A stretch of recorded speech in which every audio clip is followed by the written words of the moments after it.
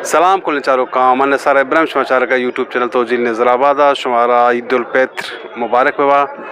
ईद उल फित्र ईसानी जिरी 1444 के वाश रमज़ान शरीफिया में वस्त और रमज़ान शरीफ पूरे ना और बूत मौसम वश बू सकी वाशी मौसम या शुमारा कॉलोनी में चारों का तोजिल नीम का शुमारा ईद उल फित्र मुबारकबाद।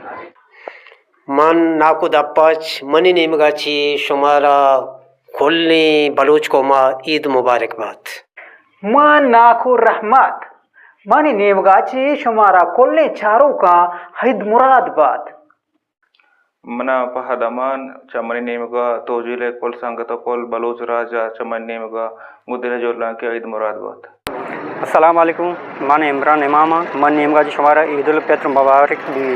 रहमान रहीम मां सज्जन गुले चारों का तोजिले नेमगाची दरसा ईद उल फित्र मुबारक भी। और अल्लाह शुक्र वशी बाज़ वशी रमज़ान अगस्त 1444 हिजरी है अवली ईद उल फित्र वशी यानी जंबश में दरसन से साहिल बात नेकी दुआश में दरसा अमरिया गुनंगो ईद उल फित्र शुमारा मुबारकबाद।